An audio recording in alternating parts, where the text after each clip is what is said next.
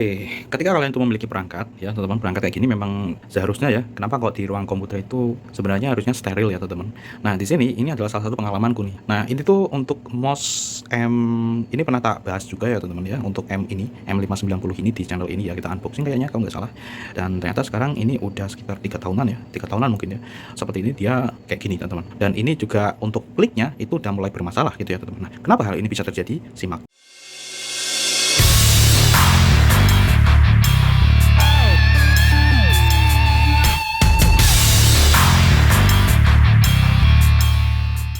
Oke, kita tahu bahwa bahan dari si mouse ini adalah plastik ABS biasanya kayak gitu ya. Nah, di sini kalau kalian lihat ini retak-retak kayak gini, teman-teman. Retak-retak kayak gini. Nah, ya, retak-retak dan ini aku solasi. Ini udah gropel, teman-teman, seperti ini. Kenapa hal ini bisa terjadi? Ini yang pertama, teman-teman, ini pernah jatuh gitu ya, teman-teman. Ini pernah jatuh. Nah, makanya di sini terkadang kita nggak bisa langsung just ya. Wih, ini nggak awet ya. Nah, tadi ya, teman-teman ya. Yang pertama, itu pernah jatuh dan ini yang menyebabkan ada retakan di sini dan mungkin ada yang ada di dalamnya gitu ya. Yang jelas di sini pernah jatuh.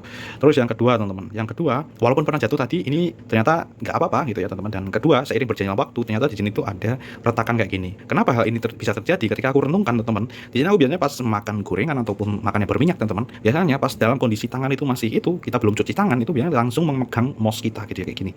Oke, dan penjelasannya itu biasanya di sini teman-teman. Plastik ABS itu sebenarnya cukup tahan terhadap lemak dan minyak. Tapi kalau misalnya jangka panjang, ini bisa ya jangka panjang dan berulang ya teman-teman, jenis minyak. Ini bisa menyebabkan pembengkakan ya, pembengkakan, pelunakan, keretakan pada plastik itu.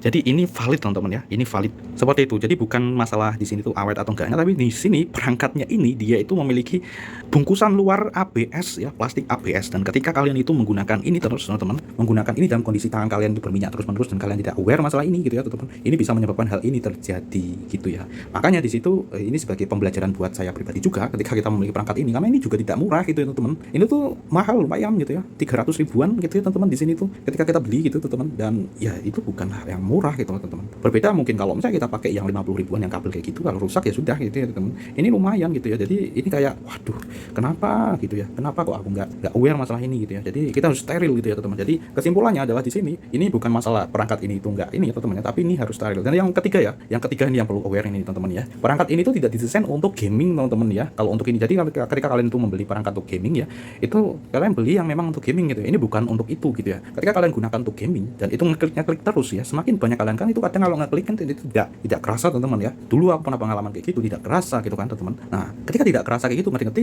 itu kok lebih bermasalah gitu teman-teman di sini, karena terkadang apalagi kalau misalnya di situ nggak aware masalah ini, ketika kita itu nekannya itu keras gitu ya, tapi karena kita itu fokus gitu ya, fokus ke situ, ke layar gitu ya, jadi kita nggak sadar bahwa kita nekannya keras gitu ya teman-teman.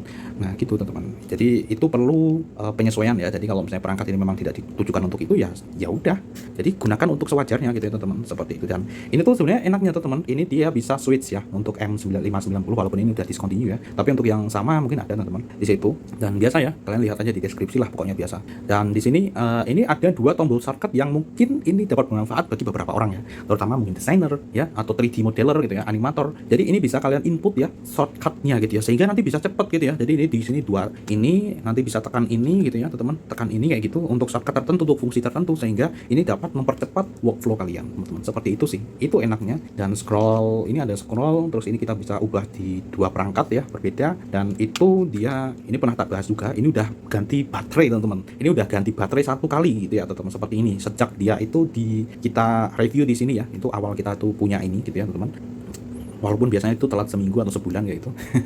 Gitu teman-teman. Jadi ini kita pakai baterai A2. Dan di sini aku sarankan ya, kalau kalian beli itu yang Energizer teman-teman, Energizer atau yang alkalin warna gold itu ya, kayak gitu sih. Jadi biar lebih awet, walaupun agak lebih mahal tapi itu agak lebih awet. Dan ya kalau kalian lihat di bawahnya ini, dan untung saja di sini di tempat mejaku di sini kita pakai mousepad semacam ini teman-teman ya, mousepad kayak gini. Jadi ini menjadi lebih aman nih. Walaupun dulu itu aku sempat tidak pakai ini, itu gelarit-gelarit tuh kayak gini teman-teman, ketika kita itu pakai di meja biasa, gelarit-gelarit. Nah tapi ini udah oke ya, ini ada timbulan kayak gini teman-teman. Nah seperti ini nyaman ya ketika kita pakai mousepad kayak gini ya, biasa ya di deskripsi. Oke, nice. Jadi seperti itu tentang penggunaan mouse ya, itu sepele sih teman-teman, tetapi di situ nanti bisa bikin mouse kalian itu menjadi lebih awet ya, terutama ketika mouse itu adalah mouse yang mahal ya teman-teman ya. Bayangkan gitu ya, kalian udah keluarkan kayak gitu, tiba-tiba ini udah resak, gupel-gupel dan lain sebagainya, itu kan ya kayak gitu teman-teman ya. Mending pakai yang 50 ribuan yang kabel ya gitu ya, di sini itu akan lebih oke sih. Nah dan ini aku mulai ada perencanaan nih, jadi kayaknya aku mau back to kabel kali ya di sini, karena di sini ketika kita pakai di stay ya, stay terus itu kayaknya itu akan lebih efektif ya ketika kita memakai kabel ya. Mungkin bagi beberapa orang yang tidak terlalu mempermasalahkan ya kabel yang apa lalang melintang ya, melintang di mana-mana gitu ya kayak gitu. Kalau nggak mempermasalahkan hal itu, saya rasa memakai kabel ya, mouse ataupun keyboard kabel saya rasa oke gitu ya teman-teman. Tapi kalau yang bermasalah dengan itu, jadi biar areanya itu clear gitu ya, areanya, wih ada tripod tetapi ini malah pakai tangan ya tuh. Kayak gitu teman-teman, seperti itu lalang melintang kayak gitu ya, kabel kayak gitu. Jadi kalau saya nggak pengen kayak gitu ya pakainya yang bluetooth kayak gini. Ini udah cukup recommended ya teman-teman, jadi agar di tempat kerja kalian itu menjadi lebih rapi. Alright.